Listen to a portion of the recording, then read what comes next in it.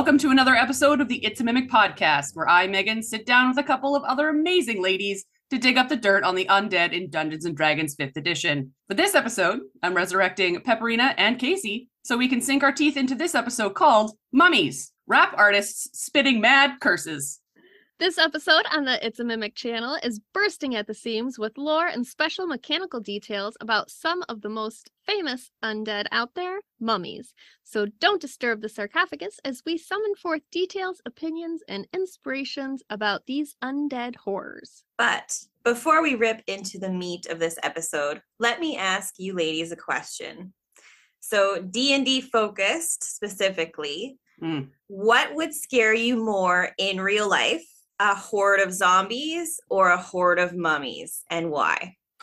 We talking base zombies? Yeah, I guess say like base zombies, base mummies. We got into some real messed up zombies. We did. So I'm thinking base zombie and base mummy. But then it also comes down to, are we talking base zombie that can run, or base zombie that's slow? Like, because I feel like, again, those are two very different things. But like mummies also, though, are there fast ones and slow ones? I feel like we don't have a lot of mummy experience in life to make that determination. Yeah. Based on what you know right now. Based on what I know. Okay, I would say I'm still afraid of zombies. I think so, because zombies can turn other zombies, and that's kind of the undead like nature of zombies. Like, well, no, sorry, because if it's D&D specific, base zombies can't turn other zombies, right? True. Yeah. So I'm thinking way too far into like regular zombieisms, not actual D&D zombies. So honestly, I would like to not have to be chased by a horde of both of them together. Let's not combine them. Yeah, let's not combine them in the same situation. Yeah. But I'd still say zombies. They're gross. They're squelching. Yeah, I think zombies also, because they eat you, and I don't want to be eaten. That's fair. Yeah. That's fair. So like when a mummy is attacking you, do you think they're just trying to wrap you up in their like their tethers? Like, I don't, you know what I mean? Like, what is their actual legitimate motivation? Not to eat you. We'll get into that shortly. I've got that answer. You have that answer. Well, before we do that, Casey, what are you though? Would you rather? Are you more afraid of zombies, or are you more afraid of mummies? I think I will actually go mummies on this one, because I know mummies can also do a lot of things if they touch you, and if it's not eating, it's probably worse. Yeah. They can do a lot of stuff if they touch you. They can. Yeah. They have the bad touch. They do. All right. Really either being touched or being bitten is our options. Pretty much. It's either really a hands or a mouth situation. You know what I mean? So it's like, yeah, it is. And normally they're great, but in these two scenarios, no. They're not. No. They're not. Together or really separate. Good options right now, not so much. All right, so getting into the base mummy, which you can find in the monster manual. Mummies are typically found in a temple or tomb of sorts, where they lay resting until something wakes them. An excellent quote from the book that really explains their motives is, having been awakened from its rest, it punishes transgressors with the power of its unholy curse. And let me tell you, I can relate. If you wake me up before I'm ready to be woken up, watch out. If I could curse you for waking me up, I would. 100%. I get it. I feel like I identify with mummies. I get it.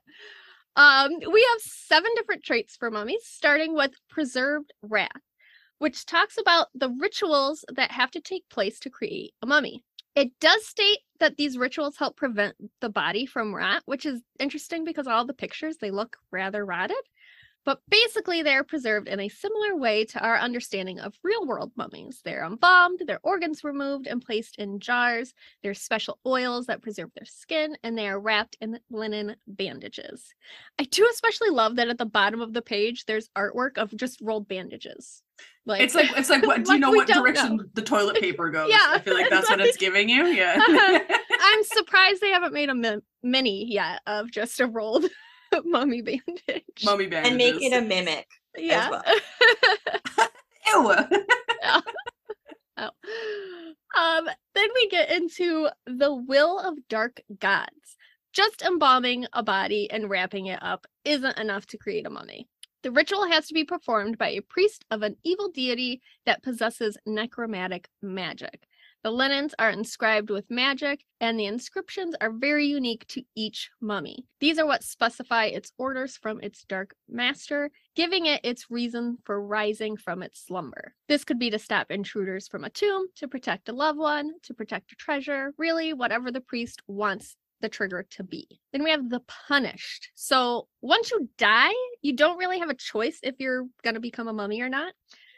Some are created from powerful and wealthy individuals as a punishment for something they did in life. Perhaps they fancied the wrong lady, killed the wrong person, or took over the wrong city. If you piss off a powerful enough priest, you can get mummified. Some are created, however, from servants that are killed specifically to serve a greater purpose. I'm just imagining just imagining the whole process of like you have some kind of evil wizard in your group and you're just like, okay, well, we can't piss him off because I will get cursed and I will become a mummy. Like, don't piss off Carl. Don't piss him off. We have creature ritual. A mummy will obey whatever has been written into its ritual.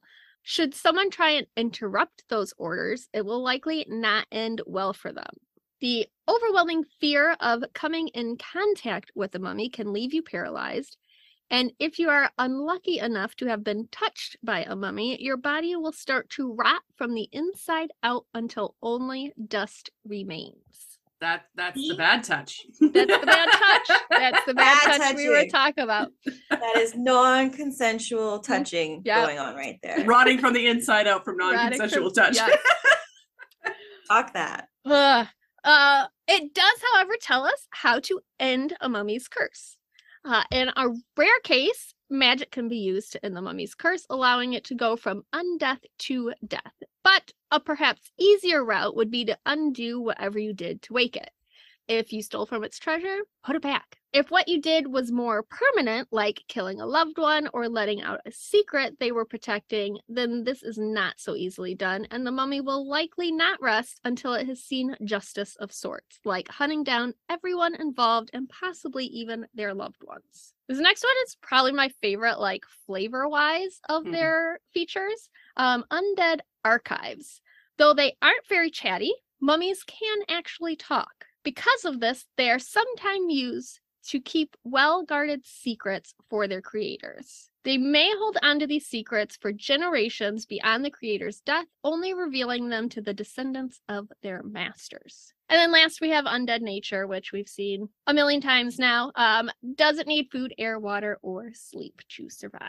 So those are our features, and now we can get into the stats. They are medium undead, but I suppose that could change based on the humanoid that is mummified. I, of course, love the idea of a little gnome mummy running around.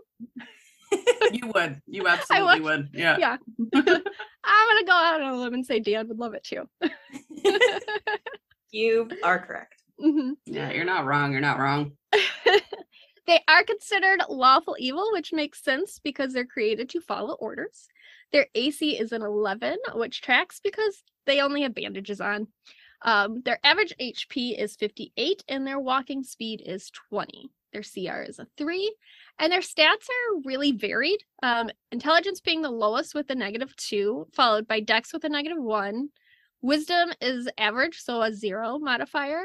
Charisma gets a +1, and Con with a +2, and Strength is the highest with a +3. So really, we go from -2 to +3, like you get one of each of the modifiers. They do have, for saving throws, they get a +2 to Wisdom. And then they do have a damage vulnerability of fire, but have damage resistance for most physical damage not done with a magic weapon, and damage immunity to necrotic and poison. They're also immune to several conditions such as charmed, exhaustion, frightened, paralyzed, and poison. So overall, they will be rather tough to hurt unless you have fire. They have dark vision of 60 feet and know any language that they knew in life. Looking into their actions, they get a multi-attack and can use one of each of their 2 attacks per round. First up is the Rotting Fist, which is a melee attack with a +5 to hit. On a hit, it does 2d6 +3 bludgeoning plus 3d6 necrotic. I found it interesting. It does say if the target is a creature, it must make a Constitution save or be cursed with the mummy rot. We don't often think about monsters targeting things that aren't creatures. So I think that's the first time I've seen that. It has, like, if it's targeting a creature, then that creature has to make a con save. Yeah, it's like anything it touches will be if they won't. Yeah. Like, I don't know if they're targeting a table or something. That's not a creature. Could you, like, it's just, I'm going to mummify this table. It can't do anything because this table is not sentient, but it is cursed. It is cursed. Those linens on that table, don't trust those. Those are mummy rats. Cursed. If you fail, you can't regain hit points, and your max hit points decrease by 3d6 every 24 hours. If your max hit points gets reduced to 0, you die and your body turns to dust. So, permadeath. It's rough. That is rough. This lasts until using Remove Curse or another type of magic to remove it. And if that wasn't enough, we also have Dreadful Glare. This is a range of 60 feet, targeting one creature. If the target sees the mummy, it must make a wisdom save or become frightened until the end of the mummy's next turn. If the save is failed by 5 or more, the target is also paralyzed for the same duration. If you succeed on this save, you are immune to the dreadful glare of all mummies except for mummy lords for 24 hours. I like this one because it's one of the first ones where, like, there's the crit fail, but then there's also another scale to it. So if you don't crit fail, but you still roll like shit, it's going to be worse for you, which I think is interesting. Yeah. I just like the visual, the fact that, like, it's got mummy wrath, but there's like one eye just like staring out, and like that's what's it's giving you the one-eyed glare, you know, the stink eye. Yeah. But for some reason that's frightening and not funny. It's got the mom glare, you know. Oh yeah, just shoots that one like, what are you doing? Like, it's like, oh god, you better put that down right now. If you make me count to 3, I swear to the gods. If you make me yell in public. If you make me yell in public. I will never know what it's like to be a mom, but that's my favorite. That's like the biggest threat I've ever heard in my life. Yeah. You make me yell in public. I'm going to use that in D&D from now on. Every time if Dan's character starts pissing my character off again, I'm just going to look him dead in the eye and be like, if you make me yell in public. I have to use my mom voice around these people. It's going to be bad. I swear to Tiamat, if you... All right, so that's what we've got for our base mummies.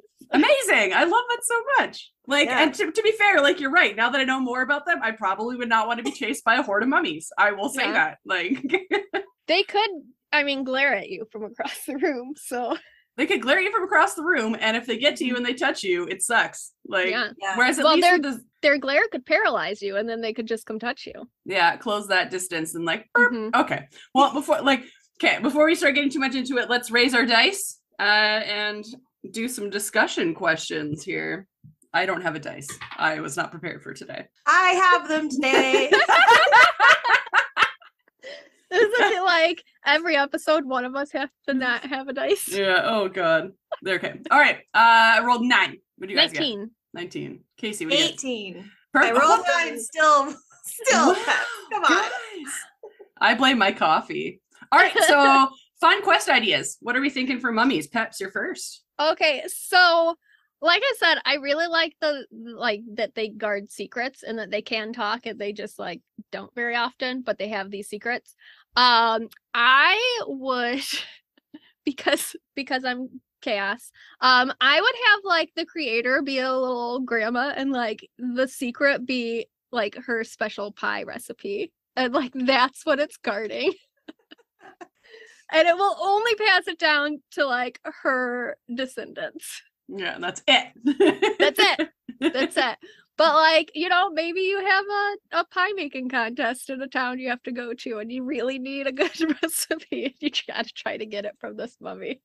Oh my god. You know, I love that you went the humorous direction with that. Like, because there's so many dark and twisty things you can do with that concept. So the fact that you just went, I just want mom's pie recipe, and mom happened to be a necromancer. Therefore, this mummy that she created thousands of years ago might actually know what it was. And you have to like somehow convince it that you're one of the descendants and that it can tell you. Like how do you reason with it that, like, how does it know that you're a descendant from 7 generations ago? Yeah, not only that, but like it probably only knows the language that it originally knew. So like if your descended grandparent was like from a different plane and had a different language, you would not be able to speak it. You know what I mean? So you'd be like, you learn how to say, I want the pie recipe in that language, and that's all you know. That's it. You have it written down on a piece of paper just in case. Spelled out phonetically. And you say it wrong and it gives you something completely different. It gives you like a recipe. Like it gives you a recipe, but you're like, what the fuck is this for? Because it's probably also written in the language you don't understand. So now you have to spend another quest line to figure out how to translate this fucking recipe. Holy shit. I'm gonna bank that. I'm gonna bank that idea for a Christmas episode. Yeah. Like, I did not see that one coming, Peps, and I love it. I love this piece as well. I think it could be a really cool way to also do a big reveal within your party. Like maybe one of your player characters doesn't know that they're a descendant of this, that, and the other, and then suddenly they are in a tomb and they've awakened some mummies and everything, and then suddenly one of them just starts talking to them because they are the one that they need to tell something to. And so it creates that surprise, shock, reveal piece that a DM might be looking for in their campaign from an unexpected source. Or just like if your players are not getting a thing and you have to give them something. Yeah. Like it's not connecting, you know, because that happens to all of us where we have a question, it's just not connecting. And like, all right, this fucking mummy's gonna tell somebody. I'm just gonna straight up tell this person. Oh my god. That's happening in my Alpha of our campaign. Yeah. We're doing mid-game content, and I'm just like, mid-game content, roll a dice, roll high, here's the fucking information you need. Sometimes you just need to tell them. You're just tired of all this, the puzzles and shit. Just like, get your shit together. I, as the DM, would like to move on from this conversation. Yes. Here's the information you require. Yeah. And then you still decide to go down a different route. Whatever. Every time. Oh my god. I love that we all leaned into the fact that these mummies hold ancient secrets, right?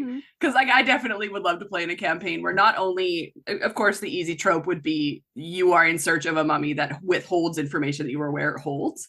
But I do like the idea of like you going into like a situation where you're fighting a mummy horde, and that's the beginning of your quest, is you come across a mummy who gives you a piece of information or a prophecy, or this is your quest giver. A mummy of no, like you could kill it within 2 minutes of fighting it. You know what I mean? You've got a barbarian that can one-shot this fucker, but it's your quest giver. It's the person who's just like, well, no, like I expected you to be here. I've been sitting here my entire life waiting for you to come to give you this message. Please don't stab me. And I know for a fact someone's group is going to stab it right away and kill it, and then you will not get your quest. And then you'll have to figure out a different way to give it a quest. My other thought was like on the back of its wraps, once you kill it, if someone was to inspect it, on the back of the wraps, the runes or whatever, like the magic, will also have the message written inside, would be my fail safe. Right? Yeah. So if your group does decide to kill the said mummy, the message will be written on the wraps on the other side. If they kill the mummy and do not read the wraps, then you're fucked. Roll new characters. You're doing a different campaign. Yeah, we're no longer doing this campaign. I'm done with your shit. I'm out. Yeah, fuck you guys and your shit. All right, body horror. How would you describe these, Peppy? Is Peppy bad? Do you like Peppy? Is that weird? You know what? I actually played in a Spice Girls RPG, and I was Peppy Spice, and my power was like giving pep talks. Peps. I fucking love it. On that note, let's talk about body horror. Body horror. I have two sides, really. I have like crazy whimsical or undead bullshit. Like that's it sparkles or it's raining blood. There's no in between. That's all I do. So body horror, they are wrapped in like the bandages and stuff. In the picture, they're like, you can still see skin and stuff underneath it. Because these bandages are old, and while they do have magical stuff written in them, they're still just linen and cloth. So they would eventually start to like come off and fade and that kind of stuff. So you would see the like tightening of the skin against the bones and that like desiccation and their face sunken in and that sort of thing. So I would use that. They also in the picture have a lot of jewelry. They're very blinged out. They have like a fancy belt and some like bracelets and stuff. Because I was always wondering, because I know that like in the whole like Egyptian like theory is that you take your riches with you. You are buried with your riches. So in my mind, that's why the mummies have that jewelry. But that's not necessarily in the 5th edition lore that you're buried with it. Not all of them anyways are buried with their mummies. I'm sure there are probably some that are like the pharaohs and the XYZs of the world. Right. But they're not necessarily becoming the mummies. Like to be a mummy, it's more of a servant thing. So I don't know, being buried with all your stuff. But anywho, they got a lot of bling to them also. So which could be another reason your party wants to kill them, because we all want to loot everybody we steal. Yeah. Don't loot everything. I would just put a curse on one of those items, honestly. All those items are cursed. Are you kidding me? If you make it past not being cursed by the mummy itself and you take one of its items, you're still fucking cursed. Cursed. No, 100%. You want to get a curse? This is how you get a curse. Yeah. You made that save? I don't care. You took that ring. Cursed. You're cursed. Casey, what about you? Body horrors. Well, I imagine this thing like you were talking about, Megan, where like it's essentially its whole face is covered except maybe just like one like sagging piece of linen that like reveals its eye. So it's a very different visual that you have to portray than zombies, which we talked about in depth, because zombies, it's like you need to stay away from that mouth and away from stay away from the mouth. Like, do not get bitten by that. And it's going to be snapping at you. And so this one is a whole different game. And so I think you have to kind of like focus on that. Like, I think lots of people may like default to picking zombies, especially if you're throwing like a horde or something at your players. And mummies are super scary and have a different kind of scare because of the visual change there. Yeah. I think. Is this a science question? Because like in my head, I have this idea that, and it might have just been like a folk tale that I was told growing up at some point in time. But when you die, do your hair and nails continue to grow? Like, I mean, I've heard that. I've never tested the theory. I've also heard that. But I have never asked a scientist if that is actually the truth. So, because I was just looking at the imagery that's in the book of the mummy, and it has long fucking talons. And then the first thing that popped in my head is, oh, that makes sense because nails and hair grow after you die. And I'm like, wait a minute, is that just something that I made up? Question mark. That's just something they tell kids, and we all still believe it. Somebody, if there's a scientist listening, tell us in the Reddit. Yeah, let me know, because I'm not going to waste my time right now Googling it, but I'm going to go with the boat that it does. We're not going to actually research, but somebody let us know. Yeah, because I feel like Wikipedia, the best form of information, is not going to tell me the answer that I want, because the answer that I want is that they do.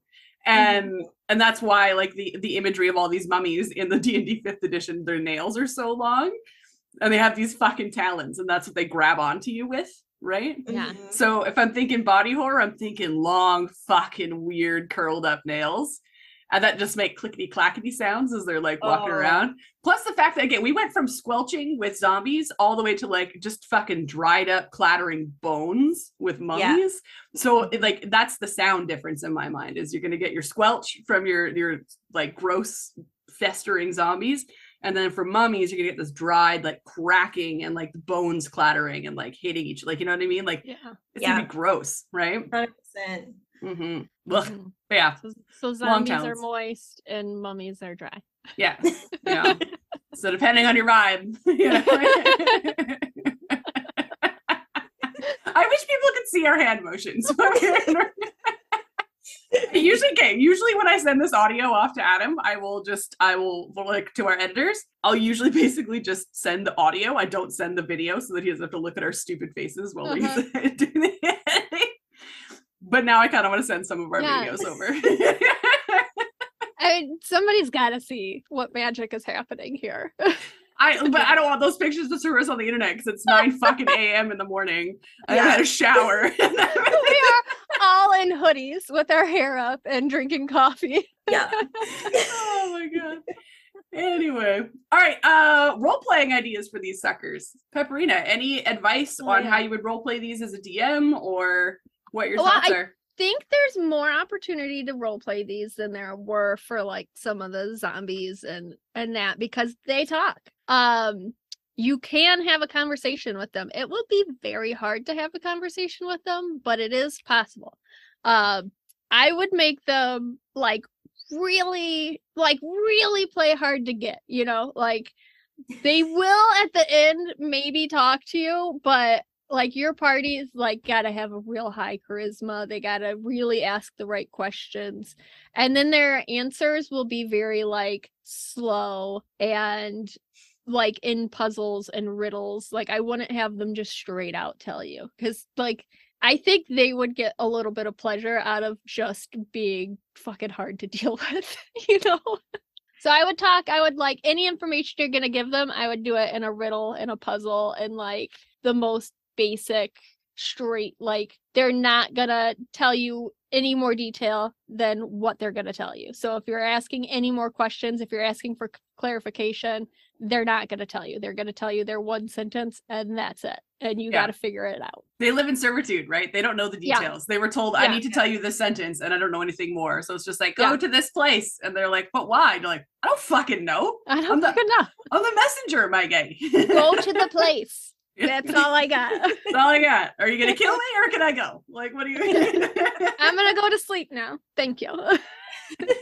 My job, my work here is done. Oh my god. That's another thing. Like, if you're not there to get their secret and you like woke them up, they're gonna be pissed. Like, they're gonna be so pissed that you woke them up and just angry. Like, just a grumpy mom woken up from a nap too soon. 100%. I say this as a grumpy mom. Please get out of my face. Why? I don't care if you have a cracker right now. Get out of my room. I don't care what animal that cracker is. I need you to get out of my face. What about you, Casey? Any other thoughts? I think you could also, if you wanted to move a little bit into guilt tripping your party potentially, which is always fun. You could have, say you end up awakening a room that has several zombies and you just go on a whole like slashing spree and smashing spree. And then you do investigate and look at the wraps and you can discern runes. And in those runes is like a very touching kind of story or history that you feel really bad about not like actually finding out more about. And say you have just murdered a family that, there was a slightly smaller mummy and a slightly larger mummy. And it was like, we have preserved this information because this family, blah, blah, blah. Why don't you pass this information down to our children? Yes. And you find out that you like ended this generational like communication of this family because you just went in and smashed everything. Yeah, not wrong. Wow. Yeah, and it's one of those things where you may never find out if you roll poorly on investigation or you have no one in your party that can discern what it says. And then it just comes and goes. And it's like, oh, you just killed a bunch of mummies. No big deal. But then it could spin off and be a whole side quest for your group as well if you find out enough information. Yeah, about that family and why they're there, the whole 9 yards, right? Yeah. Yeah. I like that. It's like when you kill a random bad guy in the woods, and then they have a note to their wife. Yeah. If nobody saw it, but there were air quotes involved in that. Bad guy. Bad guy. Oh, that's hilarious. I like how we're talking about these like these mummies. Or, oh my god, talking about these mummies as if like they're going to be like these pivotal pieces of your like set piece of your campaign kind of thing. But in my mind, I also just have to remember that like you could just throw mummies in there for shits and giggles because they are literally just lackeys that don't speak a language and just speak common or what have you, and they are just lackeys that you kill and move on from, right? So I was to role play just like a basic mummy. Again, they're living in servitude, so they have one thought and one idea in mind. And if they're pissed off, they're going to curse you. They're pissed off, they're going to curse you. And that's all they're really going to be doing. I feel like they would also not necessarily really care about the immediate threat. There are a lot of like, I find like monsters or creatures that would go for the largest threat first. So if you have a giant barbarian in front of you, they're going to go for the barbarian or whatever's in front. Like I feel like zombies, like mummies, these guys would probably just fight whatever's in front of them. Yeah. They don't care how strong. They don't care how strong you are. They don't care how squishy you are. They're not going to be able to make that discerned decision to be like kill the big strong guy first and then kill like the magic person.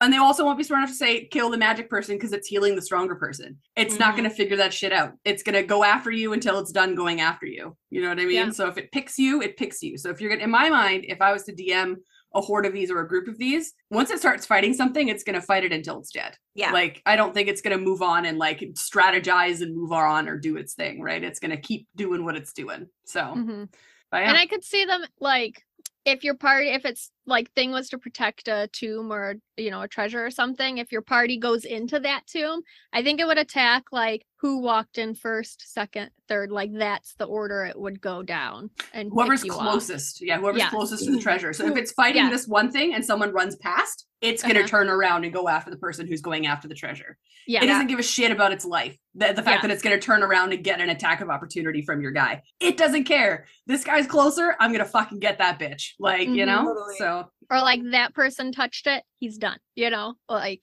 that rogue snuck over and touched that piece of gold, even if he didn't pick it up, if he just touched it or looked at it wrong, like that's the one I'm going after. You cursed. That's when you get that mom glare from across the room. Oh God, that's like the slow turn. Pick up that coin. Nemo. 100%. Oh my God. All right. Any final exploration clues or combat thoughts, Peps? I mean, exploration and clues, I think, you know, you had mentioned the dryness of like the sound of them. So if you do enter that tomb, and they're not necessarily going to be right at that door because they have to wake up from their slumber and get to you first, but you would hear that like that dry clanking of bones and that like dragging of a foot and like the moans of them just waking up and that sort of thing. So I think that would be a pretty good clue before you see them that like something is, you've stirred something. Combat, they're two actions. They get to use both of those in one move. So they get a ranged and a close attack in each turn. So I mean, that in itself, like they would just be trying to curse and rot everybody on every turn.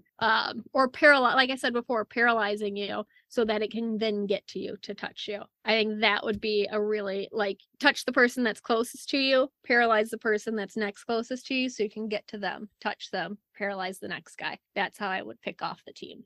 It wouldn't take long with some bad rules on their part. Yeah, and I also think sometimes you're going to be going in somewhere knowing that there's a lot of like mummies. There's you're going to be seeing a lot of like maybe you're in a castle that has catacombs underneath where it is a whole bunch of very important people that were mummified. And so you have beautiful, what are they called that mummies go in? Tombs, I guess. Sarcophagus? The sarcophagus or the tomb, yeah. Yeah. I said sarcophagus at the beginning, so I'm gonna go with that. Well, that's what we're doing. It was Yeah, written and in so the you intro. can use that in lots of descriptors for portraying what that might look like. It could be a beautiful room full of really beautiful, like inscribed and colorful tombs. And your only goal is to get through that room without disturbing anything.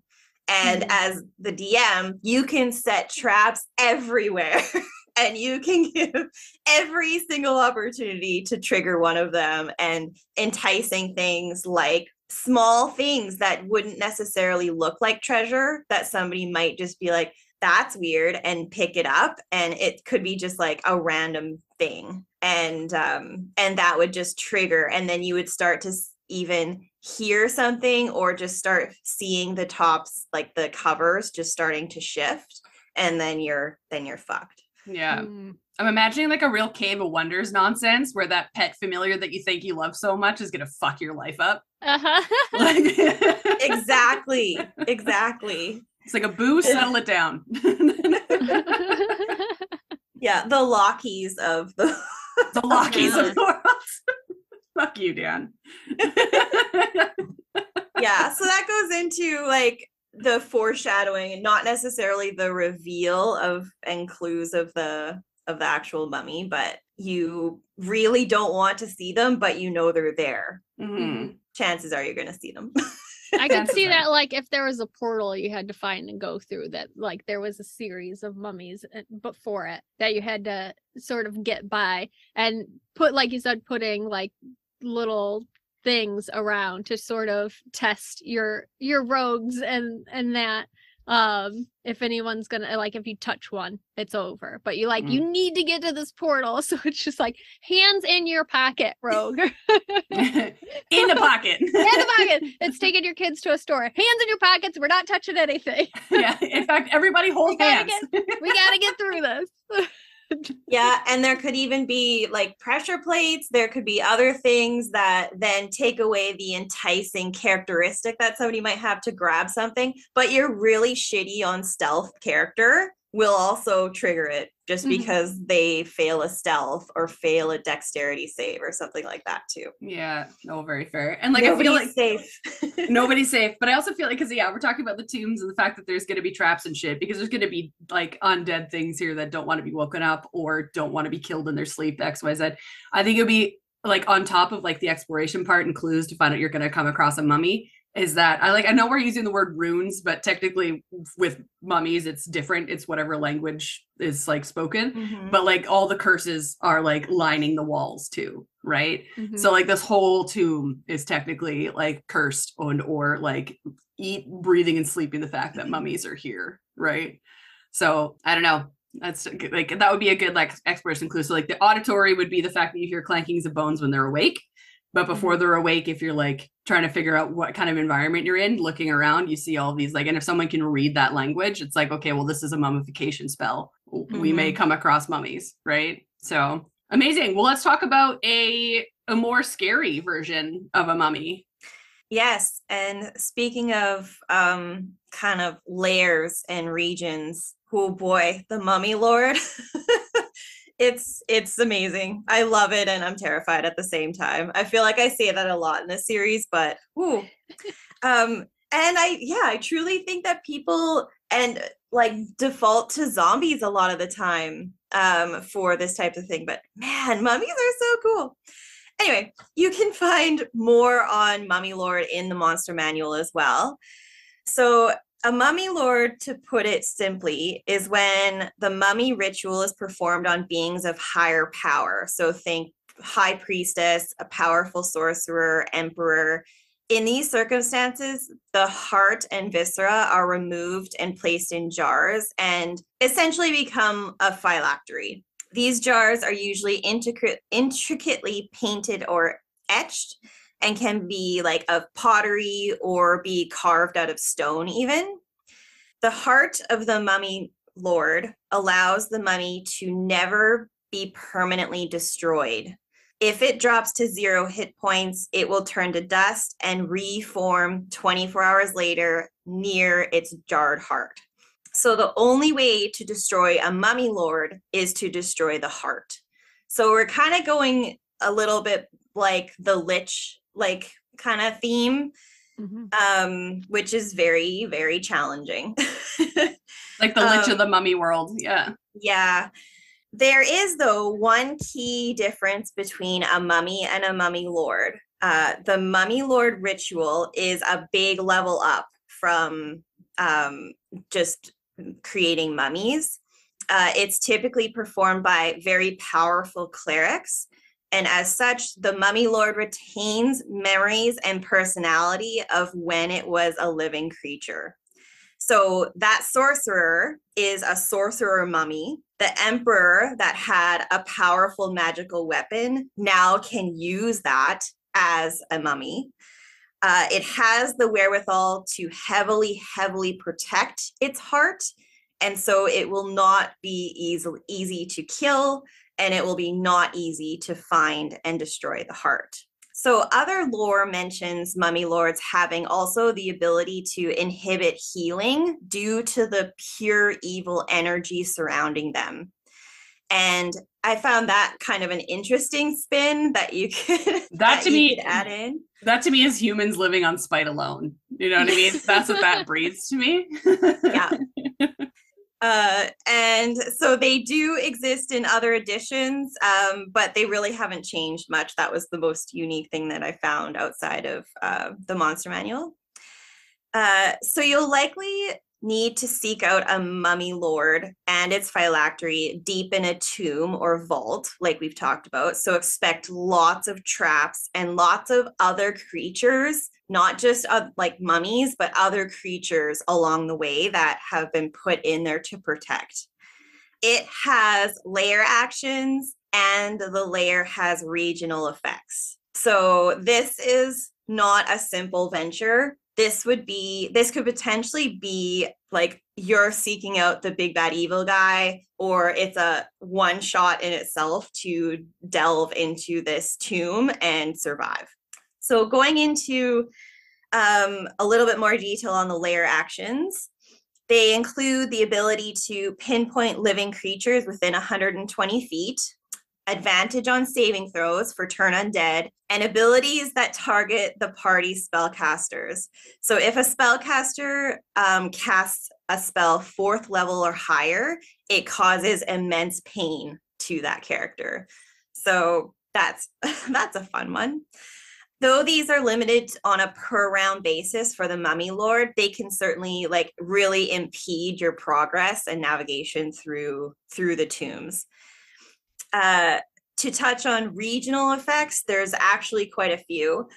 This is where you can really, I think, set the stage for what the dungeon or tomb crawl is going to be like. So the mummy lord has created a dreadful lair where food molds instantly, water evaporates, divination spells won't work and can give incorrect results. So you can get your party lost because they're getting just incorrect information on the spells that they do cast. The treasures may be tempting to take, but of course they are cursed. And when you are cursed, just as a reminder too, when a target is cursed, you have disadvantage on all saving throws.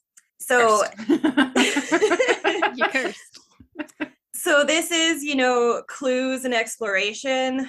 If you you are in a dreadful lair, and if you have to spend days getting through this, you have no food, you have no water. It's just, that's the way it is. That's the way she goes. Yeah. So just to touch on the stat block for the mummy lord, it is beefed up from the mummy. It's a CR 15.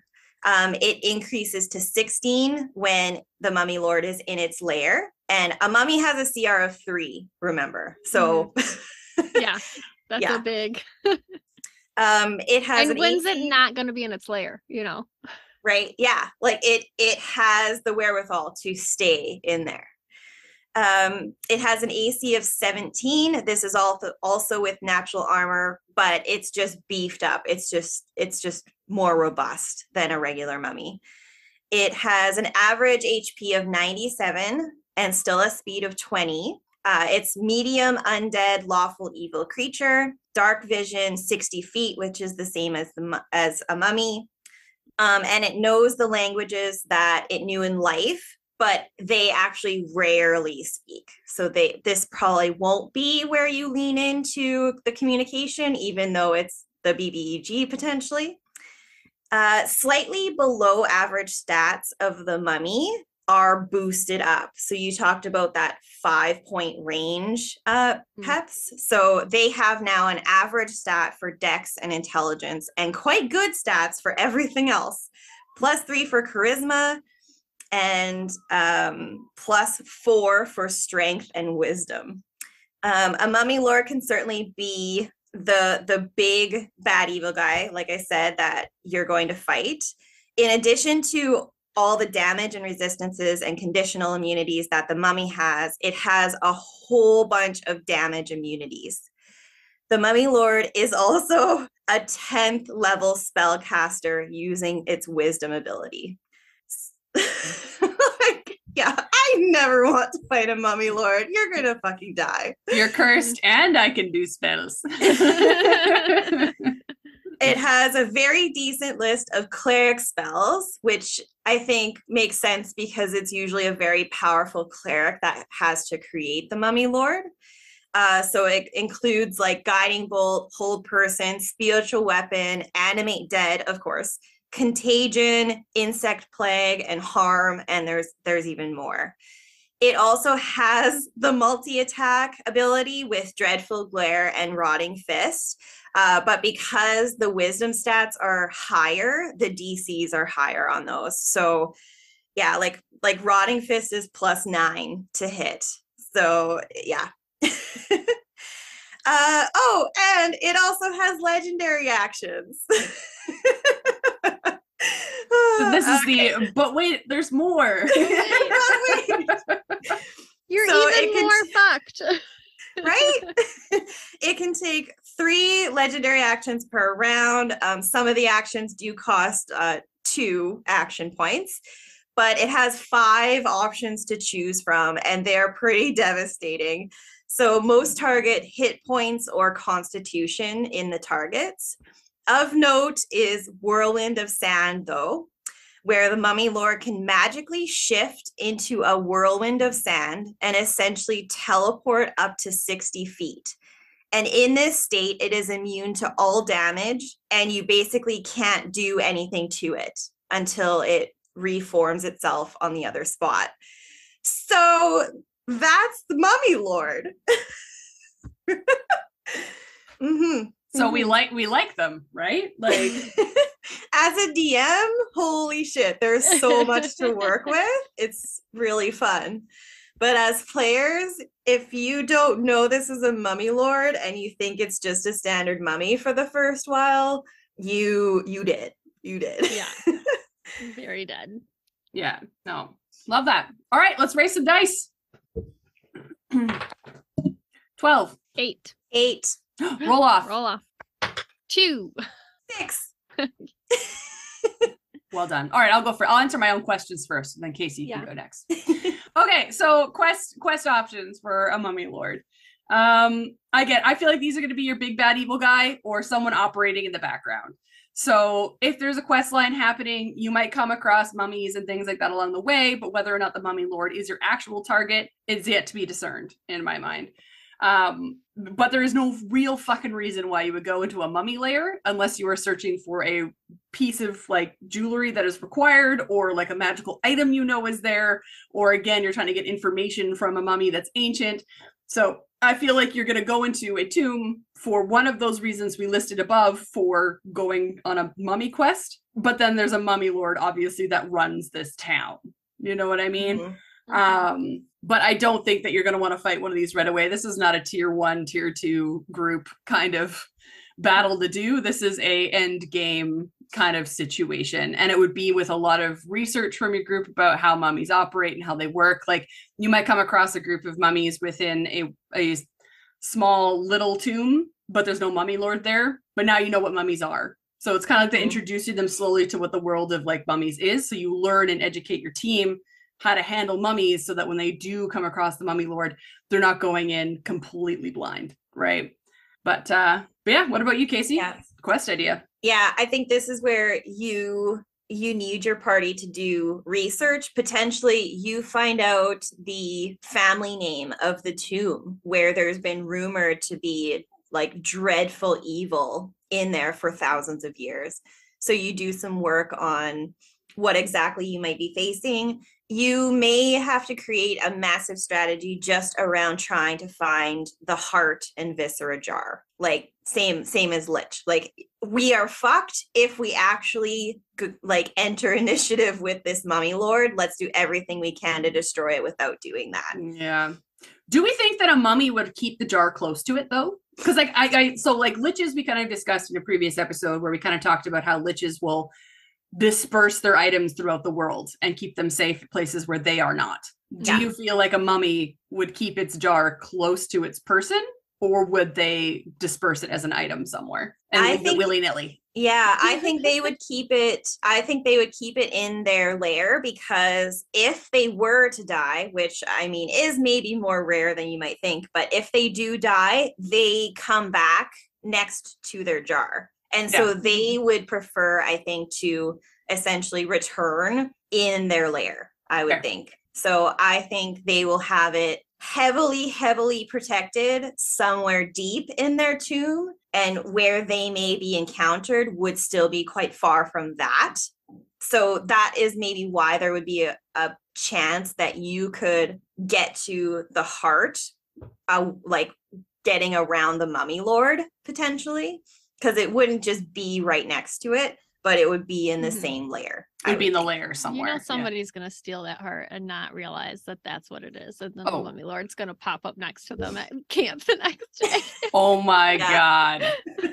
How fucking frightening. And because I can imagine, like, your party's not going to, like, they're not going to do the research to know they have to destroy that thing. No. They're just gonna take everything, throw it in their bag of holding, and fuck off. And I feel like the mummy lord would do that as a trick. Yeah, it would let your group kill it, knowing you're gonna take this item and that it's gonna wake up beside you in the middle of the night, right? Like, oh my gosh. and again, the item can be something completely different, because we talked about how liches could, like, their item is whatever their item is.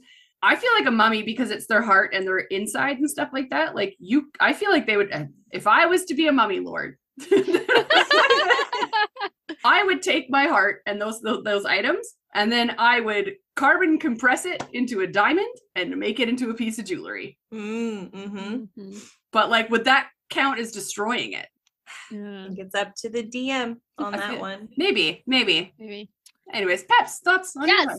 Okay, so if you really, I think, wanted to fuck over your party, you could have a lich create this mummy lord. It's protecting the lich's phylactery. The lich is protecting its phylactery.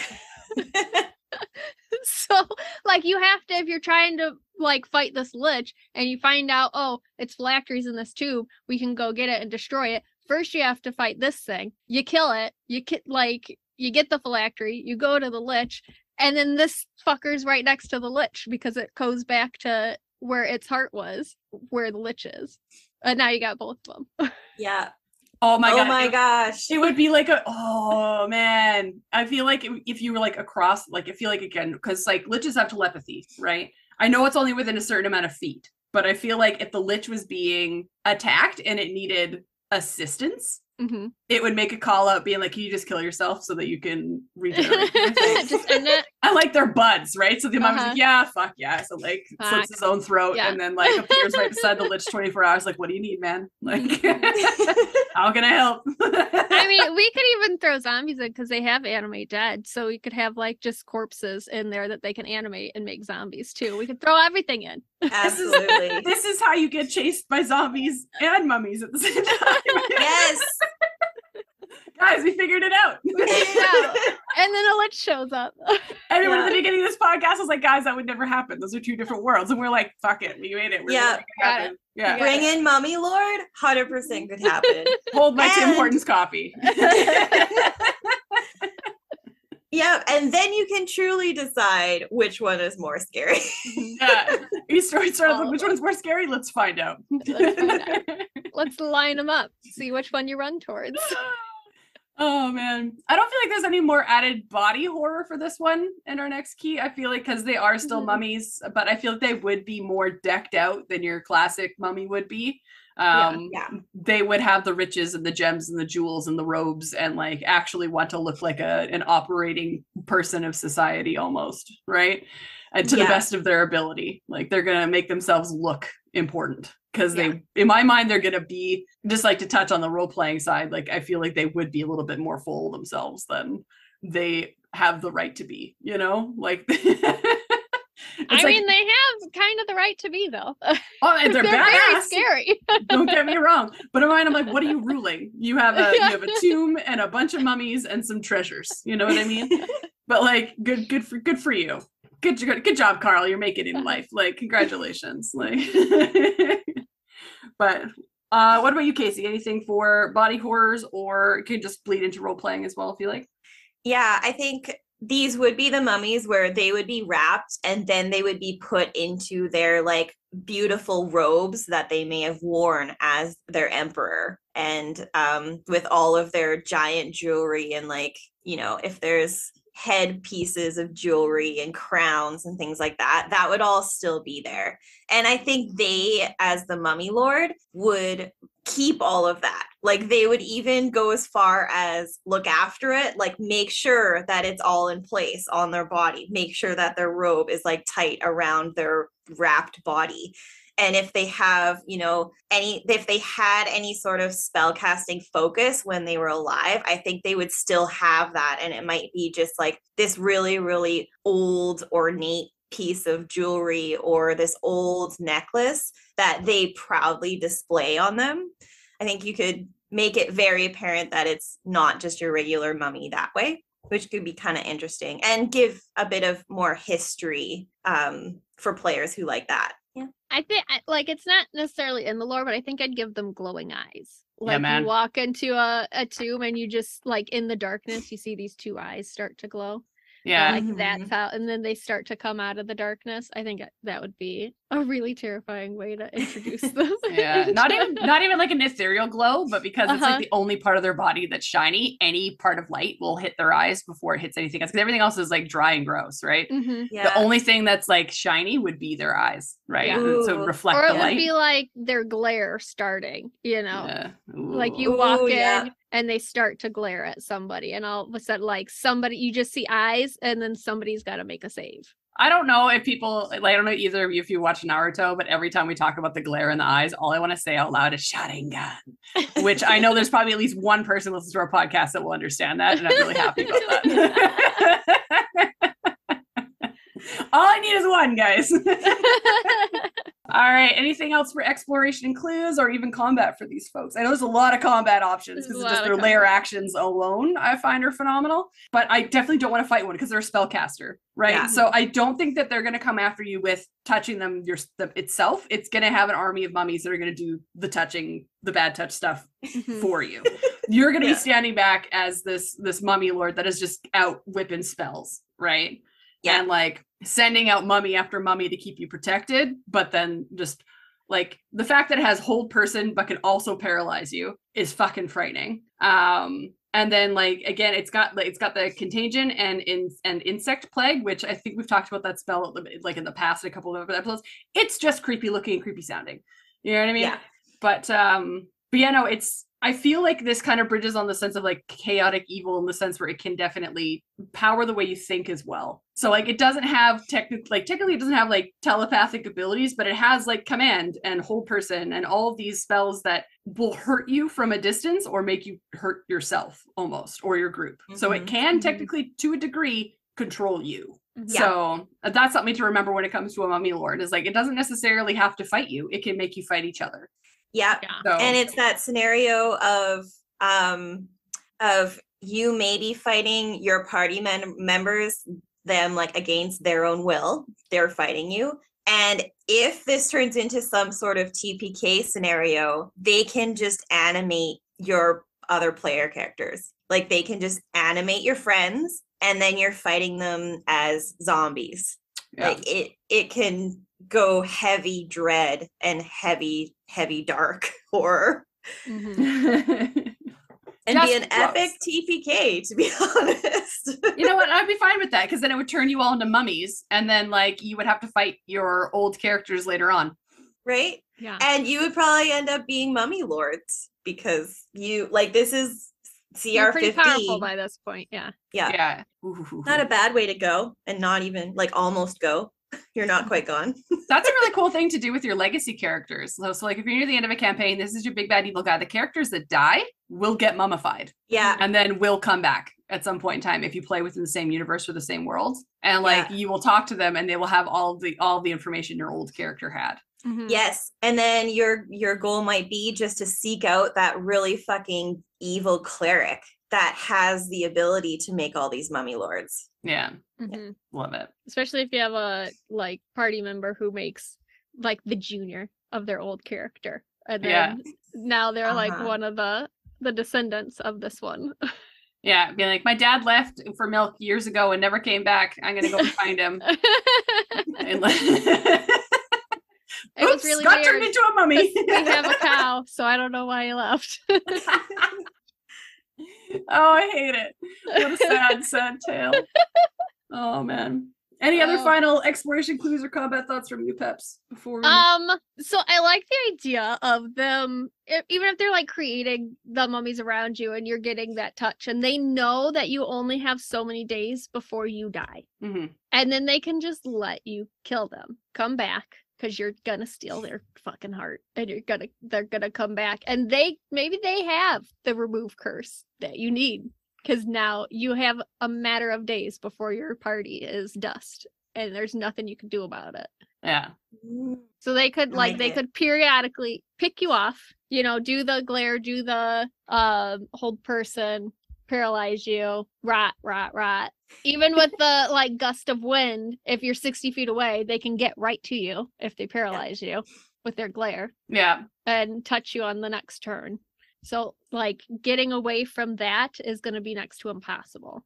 So I think by the end, all of you are slowly rotting from the inside out and don't know it. Ooh, that would be a fun thing to play out with the body horror part. It's just like one of your team members did end up getting cursed and is rotting from the inside out. What does that feel like? And how long do you do that for? Right? Like, ooh, that'd be fun. And it could be a secret thing where they don't let anybody know that they were touched, and they're trying to just cover it up. And so it's up to the player's like decision to say anything or not. It's like that one character in every zombie movie that got bit and doesn't tell anybody. Yep. Okay. Until they become a zombie. Yep.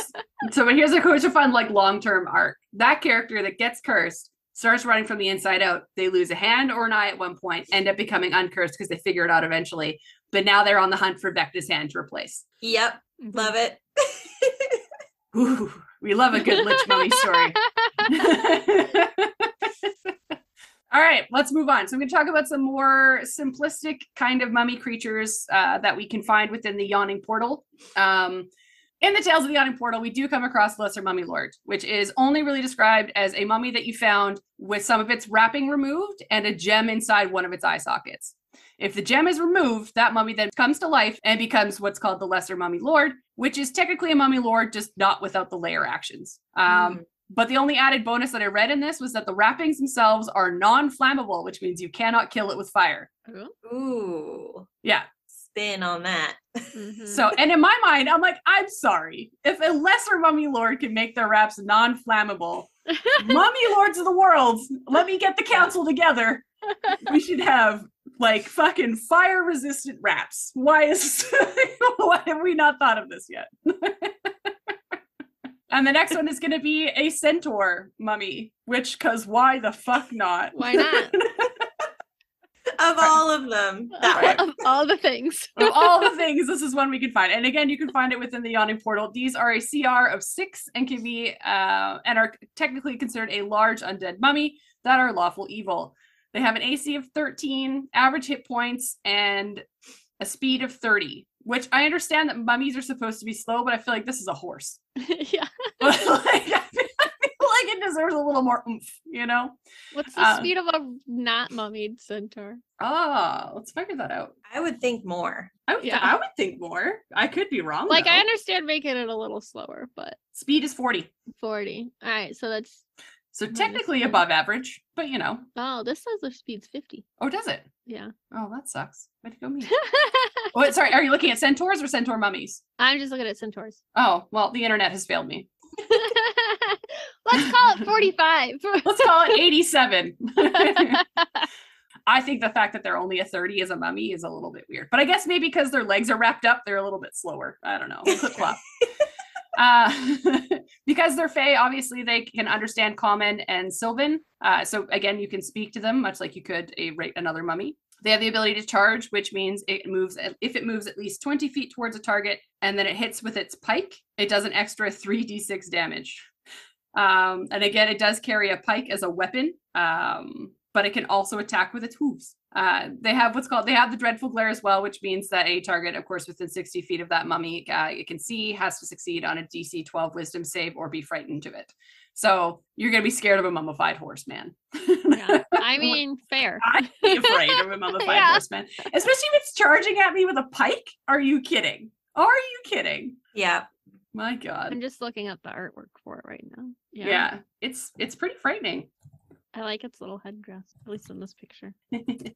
Well, That I feel would be like a cool mini to paint. it would be very cool mini to paint. Yeah, if you look at the artwork that's given for it, it is very well decked out and dressed up, but it is like an emaciated looking horse. So maybe that is why it runs slow, is because it's not as muscly as it once was. I like I'm trying to make sense of why it can't run fast. That is what I'm hyper fixating on. Why can it not run? Why can't it run? That's so disappointing. It's a horse. I wanted to murder people faster. The horse I don't. All right. All right. So for this, let's raise dice quickly. Give me a dice roll. 18. 7. 12. Cool. All right. Peps, you're first. Okay. All right. When and how would you include these in a campaign as a DM? I mean, I guess if your party's not ready for the actual mummy lore, but they're still getting into shit they shouldn't be, you could throw a lesser one at them. To try to not TPK them right away. Fair enough. Yeah, because I mean, we're going from mummy to mummy lord, it's a 3 to what? An 8, 15? 15. A 15. So that is a huge jump in CR for one step to the next. So if you've got that middle tier, I guess, party, I think that would be a good middle ground for them, so you don't just obliterate them immediately, but also have a challenge. The centaur mummy, I don't know. They'd be hard to fit in, but I like whimsical bullshit, so I'd probably choose them somehow just because. I'm just imagining a mummy lord that's like, I want all kinds of creatures as an army. So it's just like a whole bunch of different animals that have been mummified. So you've got your mummified centaurs, you've got your wolves, you've got your foxes, you've got, I don't know, fucking squirrels, you're just like, I have this. Because in my mind, if these are created by clerics, technically, if you were like a wood elf cleric that then became a mummy lord, your army would be animals. Yeah. So if your army is animals, mummified animal army. That is the only thing I can think of as to why I would have. I did when I was first reading the mummy lore. I run animal adventures sometimes, and I was like, I want to make a mummy cat as the bad guy for animal adventures. Totally. So I get that. I would definitely throw it in for something like that, because I do a lot of whimsical bullshit. But for your serious DM, I'm not entirely sure where you would place them. No. Mummy army is the only answer I have. Mummy, mummy army. I guess you would want something on a horseback, and why not just have a man on a horse? And then you don't have to make two. You cut out the middleman. You just. Oh my God. So my mind went to the most amazing and traumatic movie, Never Ending Story. And the gates, what if the gates, make them smaller, of course, than in the movie, but the gates were entombed centaur mummy lords, and walking through triggers them, and so out emerges centaur mummies. Fucking hate it so much. Because it would definitely make you pause as a party, like, right? As an adventurer, to see a mummy centaur walk out, you would definitely be like, what the fuck? Who created you? You know what I mean? Like, what the fuck? I'm turning around. Like, I don't want any part of this. Okay, but hear me out. Could you imagine it being like the centaur, the mummy centaur ends up being the mummy lord? Mm-hmm. Like, that would be a lot. And again, I would let it run faster. I'm gonna just, anyways.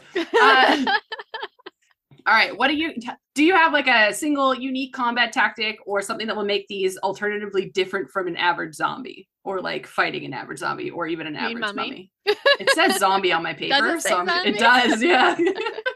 So it says mummy. I probably have the old version. How about that? We're reverting back. It happens. Yeah. Anyways, yes. Do you have a single unique combat tactic or idea that would make it different from an average mummy? I mean, have them run faster. Have it run faster. Unanimous decision. This bitch needs to run faster. Run faster. I mean, with the lesser one, like, you could play into the being immune to fire thing. That's probably the most unique thing with them. God, you could even combine the lesser one and the centaur and have a horseman immune to fire. I hate it. I hate everything about that. That runs slightly faster than a regular mummy. But I feel like that's what makes them very different from a normal mummy, is that they are immune to fire, basically. So like, you've now learned up until this point that if I want to kill this, I'm going to kill it with fire. Yeah. But for some fucking reason, this one in particular, that does not work. That would definitely set your group into a little bit of a panic. You know what I mean? Yes. Yeah. So I think that, like, if you've already experienced mummies and you already have that information, then throwing this one at them would definitely throw them off on that. Like, oh, we just gotta shoot a fireball at it. We're good to go. Yeah. Not gonna work. Throw a fireball and eat. We're done. Yeah. Amazing. All right. Any other final thoughts on these weird ones before we roll on? I think we highlighted the best and worst parts. Quite literally. All right, well, I'm actually going to talk about a place where you probably would find a mummified centaur. And we're going to talk about a place called Har'Akir, which you can find in Van Richten's Guide to Ravenloft. So again, this is kind of a place that's going to be ripe with mummy potential. So how does it scream mummies, you ask? Well, it is a domain that is a vast and open desert, first of all, and very limited water as a resource. So very much just screams the plains of Egypt. So we're thinking the movie The Mummy. This is kind of what we're getting into. That's exactly what came to mind. The plane flying over the desert dunes. 100%. Yes. Who doesn't want to be in that movie? Right? Oh my God. It was my sexual awakening. Can we just take a minute and talk about The Mummy? Because we haven't yet. And it was 100% my sexual awakening. I am attracted to everyone in that movie. Yeah. Every single one of them. Like, everybody. I know. Holy mother of God. Like, questioning good, bad, naughty, good. Enemies to lovers, like the whole nine. Like, it's all there, guys. All of it is there. Yeah. Anyways, I'm fangirling too hard. How do you make a mummy campaign? You just do The Mummy. You just watch that movie. Do that. Well, okay, so when I start describing this place to you and its history, you're going to feel that. So I'm going to get into it now, and we'll probably talk more about The Mummy as we go through this. Okay, so even this place is actually also referred to as the domain of the ancient dead. It is led by a pharaoh that goes by the name of Ankh-Topet. So, I mean, that's close enough to, you know, what was the guy's name in The Mummy? Anck-Su-Namun was the name of the girl. What was the name of Imhotep? Was the name of the actual mummy lord guy. Anyways, names. So this guy, he is considered the intermediary between the living and the dead, and rests in his own damned pyramid within a place called the City of the Dead, which, again, The Mummy. These lands are riddled with other pyramids and tombs, statues of gods, and all other kinds of monuments that are then intertwined underground with a series of tunnels and passageways that they call the labyrinth. Enter Mummy Centaur. Yes. Right? So there is only one death ritual here, and that is mummification. So basically this is so that the pharaoh can call upon his servants whenever he chooses. And it is actually technically against the law here to bury the dead or do anything else with the dead other than mummify them. The folks that live here are called the Akiran, who live to serve within this desert realm. Something fun to note is that all Akirans have a flair for music. So I can imagine there is a mummy dancing night, like nightlife, that is to behold. I love it. I love it. So that's the fun part. Let me get into the actual history of Ontipot.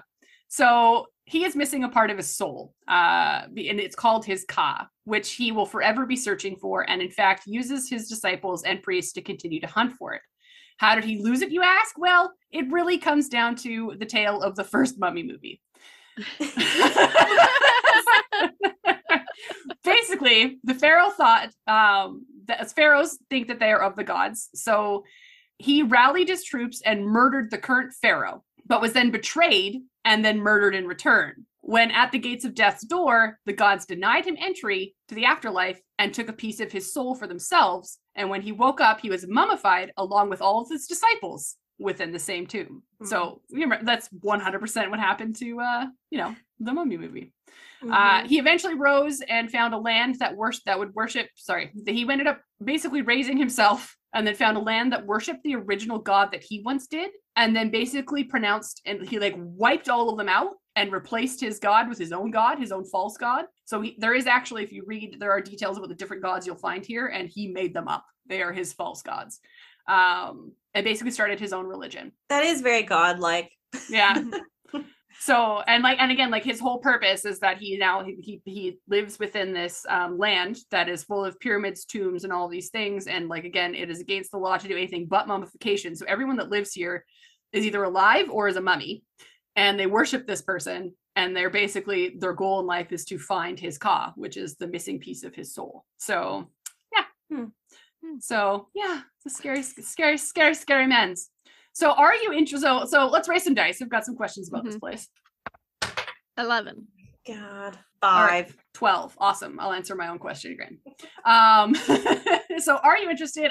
First question is, are you interested in playing in this place? Why or why not? Honestly, yeah, I am. I would love to play a sexy mummy movie with a lot of sexy characters that go on a rant and a rave and a hunt. And jokes aside, I feel like it's a pretty cool place. It's kind of riddled with a lot of different histories. I feel like it would be very hard to play in this area if you weren't specifically wanting to play in it. You know what I mean? If you weren't building a campaign around the fact that your group would find their way here, it's not something you would just randomly throw out there. This is a very specific place. It's not like you would just happenstance across it. And if you did happenstance across it, you were in loads of trouble. You know what I mean? So it would be like accidentally coming across the haunted tomb and the haunted curse, and you are now cursed. I feel like your team would die immediately. Mm-hmm. Yeah. Unless you are pre-planning the fact that you were going into this land of the dead, where their goal is to only serve this one human being / mummy lord pharaoh thing. And then when you die, you will become a mummy. There is no question. If you die here, you are a mummy. So I feel like this place has a lot of fear and potential death in it. So it would be one of those campaigns where I don't feel like I would play it with a group that was afraid of their characters dying, or this would not be a beer and pretzels game for me if I was to play here, if that makes sense. Yeah. What about you, Peps? What are your thoughts? Yeah, I mean, I've not played in a game, I don't think, with mummies involved. So after this research and reading them, they're, I think, super flavorful, and you can do a lot with them. And if you don't, as a DM, know how to create that type of place in the world, this would be a good, in your players want to do a mummy thing, this would be a great way to have all this already lore, all this backstory that you could go off of. So I think it would be a great way to use that in a mummy campaign if that's what your players are wanting to go into. And I think it's super interesting, and there is a lot of depth to it, and a lot of the heartbreak and betrayal. And I think that's a key to a good mummy campaign is betrayal. Yeah. I think that's what you got to really hone in on. There's got to be a reason, and I think betrayal is a good one. Yeah, 100%. What about you, Casey? Does it interest you at all? Yeah, I see it potentially as a one-shot for a higher level game. I think you could potentially use a theme where, say, somebody's family member has gone to this place and you need to go find them and you're not sure. And this is with the knowledge of what this place is, but you're not sure if they're alive or if you're going to find them as a mummy. But your quest is to go there and seek them out. You could go the classic route of, in one of those pyramids, there is an item and there is high risk of death, but you have to go retrieve it. And maybe there is something that you bring with you that can make it not cursed, or, you know, something like that. Yeah. But you could enter that storyline, have people go in, and then you could spin it however dark you want it as the DM. They could end up in there and the person you're looking for is married to the pharaoh or something like that, or has turned into a mummy and has like forsaken their whole family and backstory, given up on that. And then your job now is to convince them to like come back. We can end the curse and bring them back to life. But it would be maybe a one shot that would turn out to be a 5-shot. Fair enough. As most one shots do. Yeah. But you could do it that way if in generally you're never going to end up doing a longer campaign that's Egyptian style. That could be a way to play with this world. Yeah, very much. I like as you were talking, it kind of came up with a thought, an idea as well, is the fact that, so he lost his soul to the gods, right? And then created his own false gods. So these gods are probably pissed off at this person. So this would be definitely a battle of the gods kind of thing at a high level. Or if you're going to be a low level adventuring party, let's say your cleric worships that god and your ancestral sword or like fucking shield that has your family crest on it is the soul. Oh no, Megan. Because they bestowed it upon you to protect it, basically. And then it got passed down generation to generation. That information may have been lost, or you feel like it's an old wives' tale at this point, that you're carrying the soul of an Egyptian god, right? And it talks to you and you don't like it's sentient. Like, yeah. And it talks to you. And like you make really good friends with this thing. And then, but like in the background, you are being hunted by the priests and disciples of this other god. Because they want your shield for themselves, right? Like, and all these other people, like clerics and people you come across where you state that that's the god, they're like, that's not a real god. And your shield or your sword or whatever every time just rages a little bit more. It's not a real god. It's not a real god. It's like, you want to get cursed? This is how you get cursed. But speaking of that, my final question for this is like, do we like Untapot as a possible big bad evil guy? And I'm going to say absolutely yes. Because to your point, Peps, I feel like he's got everything that you need. He's been betrayed. He's got a lot of rage. He's very full of himself. He made himself a god. Yeah. You know what I mean? Like, this is just like an army of undead. He has a fucking labyrinth, for fuck's sakes. Like, this is end game big bad evil guy. And would I want to use it in my campaign? Absolutely. But again, it would be tough to fit it in if you weren't wanting to do a mummy campaign to begin with. Like, I feel like that would have to have been the discussion, that this is a mummy campaign and this is a curse campaign and this is what it is. Would I start it off in that area? Probably not. If I wanted it to be a longer campaign big bad evil thing, I would do something that leads you there, right? Or again, like if you're carrying the ancestral item that carries his soul, obviously eventually you will be found and you will have to go there at some point. Or you as a cleric are aware that that's what you're carrying with you, so you don't want to go there ever. And you're avoiding it like the fucking plague, right? Because you know that he's going to be there and you know that he's going to want that shield, right? Yeah. And maybe you attract, like, whenever you're doing any sort of undead anything not relating to this world and you are the carrying that shield or sword, you naturally attract undead and your party doesn't fucking understand why. And it's like, what is up with that? And you're like, I don't know. And you're just like hiding the whole time that you have this because you know it. So weird, right?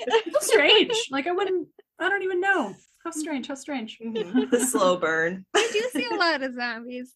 Weird. Yeah. How strange. All the Mummies animate as soon as you walked in. Oh man. Do you think that if you carried an item that contained this man's soul and you walked into a room of mummies that serve him, yes, their goal is to retrieve that soul, but if that soul is sentient, do you think that if you made really good friends with it, that it would then be able to control those mummies as a result of being a part of that man? I like it. At least a little bit. Like I would maybe have it roll a DC save or something.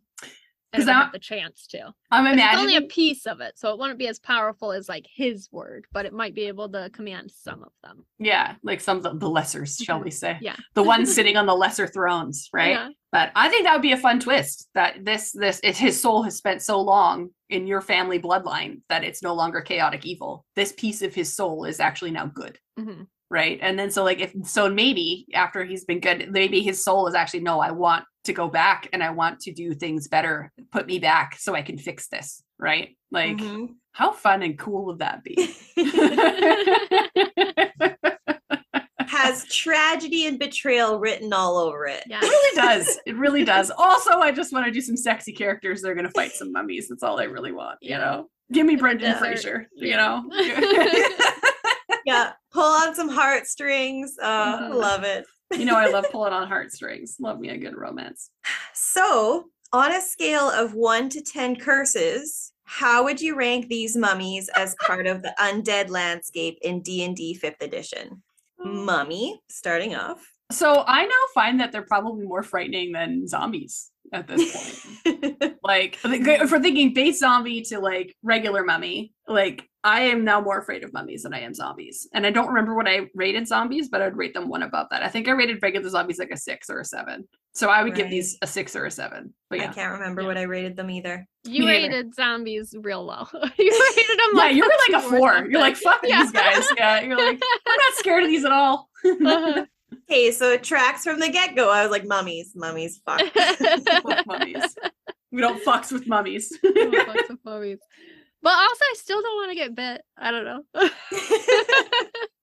You know what? The bit is like the immediate danger, and the touch is like they just touch you, and then you rot later on. So that's future Pep's problem, you know? Right. A zombie bite is right now Pep's problem. This is a today problem. This is a 7 week from now problem. Yeah. Thank you. Absolutely. But yeah, I really like the mummies. I'd rate them pretty high, like probably a 7 or so. Yeah, agreed. Great. Okay, Mummy Lord. Oof. Mummy Lords? Goddamn. Like I 9 or 10, man. Yeah. Like right up there for me. Yeah. Yeah. For sure. Up there with liches. This screams liches with extra. Yeah. You know? Yeah, and as if like at the time of the lich talk, it was like, I don't know what can beat this. This is pretty awful. Here we are. Here we are today. Definitely 9 or 10. Yeah. Yeah, we're all agreed. Okay. Yeah, absolutely. Yeah, 100%. Lesser Mummy Lord, and then Centaur Mummy is right after that too.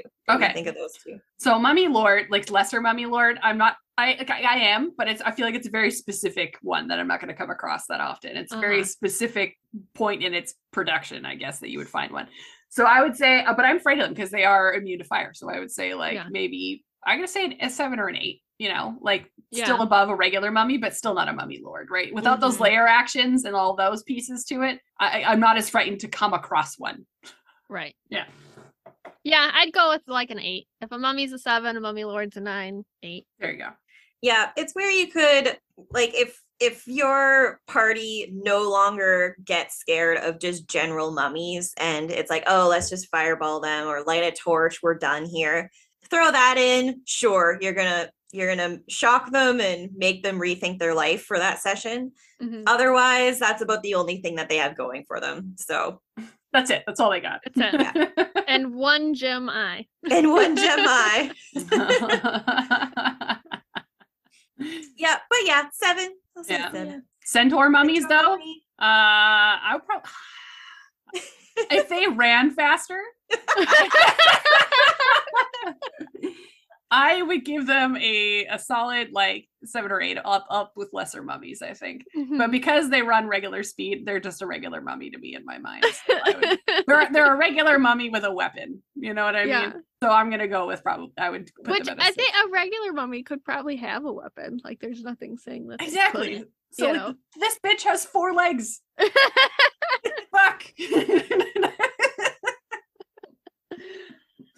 I don't think you're gonna use them as much, so I'd probably do like a 6. Like they're still, scary, but I think you're gonna use a regular mummy a lot more than you're gonna use a centaur mummy. Yeah, 100%. Yeah, I would rate them average, like just a smidge below mummy, because a single mummy maybe isn't that bad, but a whole tomb of mummies is gonna really royally fuck everything up. So yeah, that's where I stand. Love that. Amazing. All right, well, now it's time to close the crypt on this part of our conversation on Undead in D&D 5th edition. Stay tuned next month when we rise up to haunt you again with even more terrors from beyond the grave. Whites. Thanks for listening to this episode of the It's a Mimic podcast. If you'd like to support us, we have a donate button on our website, www.itsamimic.com. And if you'd like to discuss what you've heard here today, you can find us on Facebook, Instagram, and at r/itsamimic. For other episodes on other kinds of monsters, you can find us on Apple Podcasts, Spotify, and YouTube, or wherever you listen to your podcast. Thanks again for listening to It's a Mimic, where you never know what you're gonna get.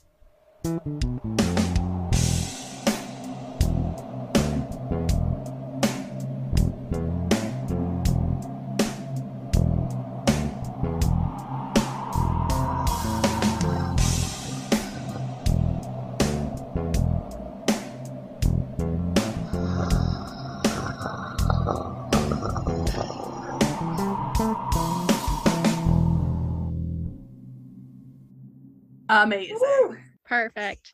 This came at a really good time for me because I've been playing Diablo 2 again, and I just spent like all of yesterday in Act 2, which is very like mummy desert undead. Yeah, very much so. Very cute. That's what I did for most of yesterday. So I was like on theme. So I like how the previous zombie one was on theme for you as well, because you're like playing in a campaign, and then this one's on theme. That's how I do my life, on theme. I'm always on theme. Always on brand, bitches and hoes. Start getting a little more professional here, That was our warm up. That was our goal. Yeah, no one gets privy into our water woes of building life. It's also good that we had that conversation because I talked it all like my weird groggy morning voice. So yeah, I needed that too. We got to get our professional podcasty voices on now. I don't think I have a professional podcasty voice. I think I just yell slightly louder than I do on a regular basis, and that's about as far as it goes. I also realized that when I do these online ones, like with you folks, I'm louder because I'm wearing my headset when I do it. Whereas like you can hear what I'm saying, I will not be nearly as loud as I actually am. So like I'm sure the audience loves it. All right. So first thing. Nice. All that sand got in your throat. Yeah. The whirlwind of sand. That was my morning coffee phlegm. Gone. We're done. We're ready for the day. All right. There we go.